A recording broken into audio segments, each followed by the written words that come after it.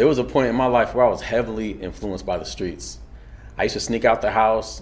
I used to go to parties and do crazy stuff and hang out with some of the gang members.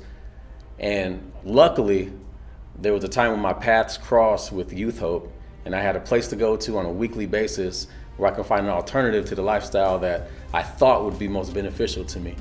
They encouraged me to go to school, and my parents were able to see me walk across a college stage. Not only that, for the last decade, to work here right in Rock Island and do ministry on the same streets that I walked on before, doing my dirt. In 2010, we launched our Creative Arts M.A.D Skills Ministry. The M.A.D simply stands for Making a Difference with Skills, and the idea behind it really just started with doing some choreography and some improv, but what really stuck was the poetry. After 2 years of going through this process of them engaged in these heart issues and us coupling that with the gospel and bringing hope infused in their poetry, we saw life change. Growing up, before I even started in poetry and in math skills, I had a very, very bad speech impediment. And I just stuttered, and I just like in school I would just struggle just to get a sentence out, having to like stand in front of a crowd and spit a piece of like my heart, my soul has flipped my entire life around. We saw some of the teachers from some of our local schools embracing this and trying to come down and actually sit in on our practices and wonder what's going on. When Amari first performed in my classroom, most of the students had their cell phones out.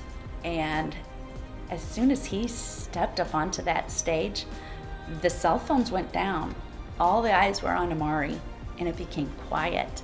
And he was able to perform a story with his words and what he's gone through.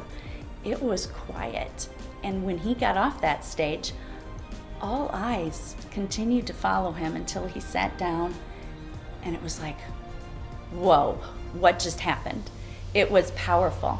Just seeing people's reactions to me just speaking and seeing the silence of students in a classroom.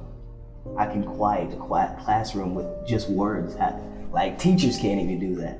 As soon as the students step up onto the palette, it becomes a stage, and they're able to share their original pieces. And as they share, you can see that the empathy in the classroom and the connection between what they're doing and what they have gone through.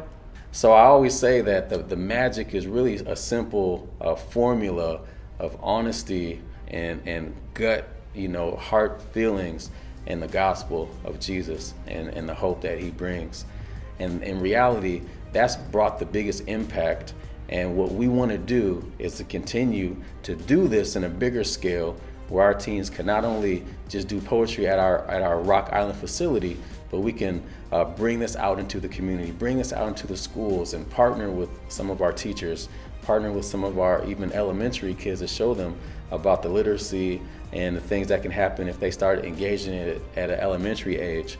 Youth Hope gives them that experience that they need, that place to go, that safe place to go, where they can speak their mind, be who they are, and not be judged. And our job here at Youth Hope is to walk alongside of them throughout this process, where they can realize and they can understand that there is hope regardless of the situation, regardless of whatever place in life that they're at, regardless of who's walked out of their life or done wrong to them. That number one, that Jesus loves them, we love them. They have a voice, and they can be much more than what they dreamed. And in reality, that's the story of me. That's what happened to me, and that's why I'm still here today. And that's why we want to continue with this creative arts program and explode that into the community, because what we're seeing here at the Youth Center doesn't need to stay within our walls. It needs to be out in the world.